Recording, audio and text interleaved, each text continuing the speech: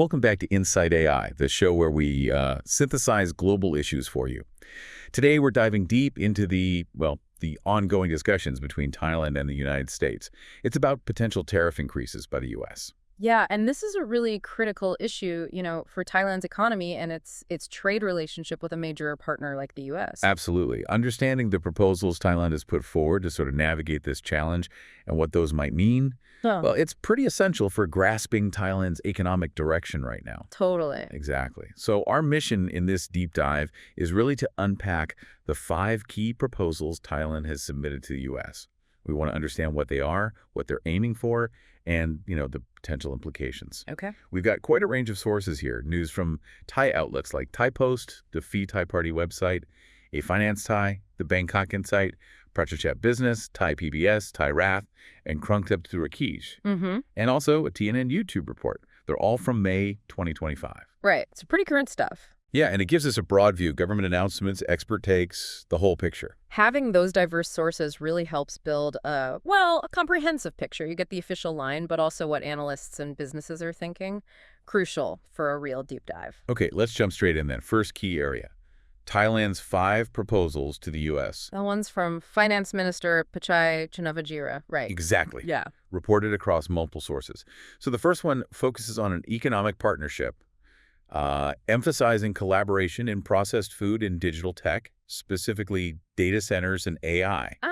Interesting. The goal is lowering trade barriers, both tariffs and, those non-tariff barriers. That focus on tech, data centers, AI, that's very forward-looking. It aligns with where the global economy is heading. And non-tariff barriers, just to clarify for everyone, that's things like quotas, specific regulations, standards, stuff beyond just taxes that can block trade. Good point, yeah. Okay, second proposal, increased U.S. imports by Thailand. They're offering to buy more U.S. stuff, specifically energy crude oil, LNG, ethane, and agricultural goods like corn, soybeans, beef, also aircraft and components. Right. I heard about that trip to Alaska, too. Energy Ministry folks, PTT, eGate, R8TCH executives looking into energy cooperation. That's the one. Shows they're serious about this import angle. Well, offering to buy more U.S. energy and agriculture, that definitely sends a signal about wanting to, balance the trade figures a bit more. It's a significant gesture. Could play well in the U.S. Next up, third proposal, opening Thai agricultural markets. Okay. But gradually, for certain UF products like fruits and feed corn. Gradually is the key word there, isn't it? Opening up agriculture is always sensitive. You have domestic farmers to consider. So how they manage that, the support measures is crucial. Absolutely critical. Okay, fourth proposal, combating transshipment. Transshipment, so goods sneaking through. Yeah, basically strictly enforcing laws to stop goods from other countries being labeled made in Thailand, just to get them into the U.S. market. Addressing that concern directly. That's vital. You need that credibility. Showing strong enforcement builds trust that trade is happening fairly, protects the Made in Thailand brand. Right. And the fifth, the final one, promoting Thai investment in the U.S. So money flowing the other way. Exactly. Encouraging more Thai companies to invest stateside, particularly in areas like those LNG projects in Alaska or large-scale agriculture. And wasn't there that Select USA Investment Summit recently? Yes. May 2025. Thai representatives and businesses were there exploring opportunities. See, that's not just about avoiding tariffs. It's about building deeper business-to-business links. A longer-term relationship creates benefits on both sides. Okay, so those are the 5 proposals. Now, what about the U.S. reaction and signals? How's this being received? Well, the initial signs seem reasonably positive. Multiple reports say U.S. Treasury Secretary Scott Bessent called Thailand's proposals good. Good, okay. Yeah, this was at the Saudi Arabia Investment Forum around May 13th, and apparently he said similar things about proposals from Indonesia and Taiwan. So that sounds promising, at least at a high level. Exactly. It's seen as a positive signal at the policy level, suggests an openness. It probably means the working level officials will now dig into the details, paves the way for actual talks. Got it. Now let's bring in another perspective. Korn Chattakavani, the former finance minister, Thai Post reported on his view. He actually thinks the delay in the U.S. talks might be, good for Thailand. He had 6 points. Oh, interesting. A delay being beneficial. How so? Well, his first point is that the tariff rates the U.S. first announced might just be a high starting bid, for negotiation. Room to come down later. That makes sense. Standard negotiation tactic, right? Start high, leave room for compromise. Second point. Maybe making a deal with a smaller country like Thailand first could actually reduce the pressure on the U.S. to look super tough in negotiations with, say, bigger economies. Huh. So a successful negotiation with Thailand could be sort of a win they can point to, potentially softening the need for an ultra-hard line elsewhere. Plausible. Thirdly, Korn suggests the Thai negotiating team gets more time. More time to prep, and crucially, to study how the U.S. is dealing with other countries in similar talks. Can't argue with more prep time. Especially in complex trade talks, seeing the U.S. playbook with others could offer real insights for Thailand's own strategy. Fourth point, Thai businesses get more time too. More time to plan their U.S. operations, maybe investments.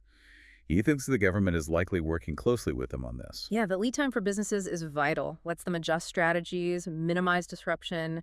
Government business coordination is key there. Fifth, he notes there's more time to figure out support measures. For Thai people who might be negatively affected by a deal, like, say, corn farmers, if U.S. corn imports go up. Right. Thinking ahead about the domestic impact and having mitigation plans ready, that shows a thorough approach. And his final point, more time to talk with other ASEAN nations. Compare notes on negotiation strategies, perhaps coordinate a bit. Smart.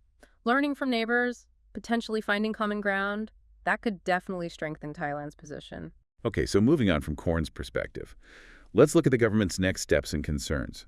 Finance Minister Pichai, he's meeting with the Export-Import Bank, XM Bank, right around now, May 15th. And that's about support measures. Yes, specifically for exporters who might get hit by U.S. tariffs. The focus is on those directly impacted, apparently, not just SMEs in general. So a targeted approach makes sense. And he's also said that wider economic plans, like the digital wallet scheme, are being reviewed. They might need adjustments because of this whole U.S. tariff situation. Ah, okay. So potential ripple effects on domestic policy, too. Yeah, could even mean revising the 2026 budget and borrowing plans. Shows how significant this is. That willingness to reevaluate broad strategy, budget plans, it highlights they're taking this seriously and are ready to adapt. Now, what about other expert opinions and business preparations? The Prime Minister sounds confident about the Thailand team handling negotiations. Okay, official confidence. But the House Agriculture Committee is urging caution, saying, let's wait for actual results, despite the positive noises from the U.S. Treasury Secretary. A dose of realism there. Understandable. Don't count your chickens. Exactly. And former Finance Minister Thirchai Narayanubala pointed out, maybe optimistically, that the U.S. and China did manage to reach agreements on Trump's earlier tariffs eventually. True. Precedents exist.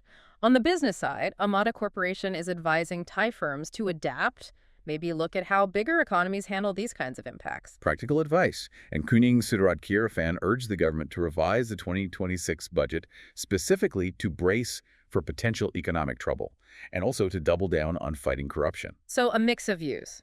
Confidence, caution, calls for preparedness, drawing lessons from the past. It really underlines the uncertainty here. Let's dig a bit more into what Thailand brings to the table. Why might the U.S. be receptive? Krungtep Tarakich had a piece on this. Yeah, what's the strategic angle? Well, one big aim is apparently to cut Thailand's trade surplus with the U.S. by half within 5 years. 50%? That's ambitious. A clear signal. Definitely. They're really pushing this idea of a strategic partnership, not just a trade relationship. And they're highlighting how those increased U.S. agricultural imports would feed into Thailand's own processed food industry. Ah, so presenting it as a win for the U.S. agricultural sector, too, selling more raw materials. Clever. And they're also reminding the U.S. about existing Thai investment. Apparently, 70 Thai companies are already operating across 20 U.S. states. How much investment are we talking? Creating over 16,000 jobs with a value around $16 billion U.S. dollars. Wow. Okay. So not insignificant. It frames Thailand as an active economic partner, not just someone selling goods to the U.S. It shows they're already contributing to the U.S. economy. That's a good narrative. So what about the timeline and expectations? When will these actual negotiations happen? That seems a bit unclear still. No specific date set from what we know. Right. Finance Minister Pichai seems to think working-level talks are kind of ongoing, behind the scenes maybe, and he hopes for progress soon. He also suggested the process isn't necessarily delayed. His view is that Thailand isn't a, quote, Tier 1 trading partner for the U.S., so the U.S. might be prioritizing talks with bigger economies first. That puts things in perspective, managing expectations about timing based on U.S. priorities. And there was some speculation, wasn't there, about the potential final tariff level. Yeah, TNN reported some chatter that it might land around 10% for Thailand eventually, but pure speculation at this point, of course. Of course, just gives you a potential ballpark figure people are thinking about. Okay, and finally, just briefly touching on Thailand's long-term economic plans. This isn't just about the tariffs, is it? No. Seems like Finance Minister Pichai has a broader vision. Prachachat Business reported on this. He's talking about restructuring the Thai economy for better long-term GDP growth. Focusing on which areas? Key sectors like agriculture, tourism, technology, and the digital platform economy. So tackling the immediate tariff challenge while also keeping an eye on the bigger picture, the long-term economic health and resilience. Exactly. It shows a comprehensive approach dealing with the urgent stuff while building for the future. Okay, so let's try to summarize this deep dive. Thailand's definitely been proactive, putting forward these 5 clear proposals to the U.S. to, well, try and head off the worst impacts of potential tariffs. And they've gotten some positive initial feedback, which is encouraging. But it's clearly a dynamic situation. Discussions are ongoing, maybe at different levels. And the Thai government is actively working on support measures for affected industries and even reviewing its wider economic strategies and budget plans. Yeah. So the crucial thing for you, the listener, to think about is this really delicate balance Thailand has to strike. How do you address U.S. trade concerns while also protecting your own vital economic interests? Right. And what are the long-term implications here? Beyond just these specific tariffs, what could this mean for Thailand's trade relationships, its place in the regional economy, its whole economic future? Lots to keep watching. And finally, if you found this useful, please do like, subscribe, and share. It really helps support our team. Thanks for tuning in. Thank you.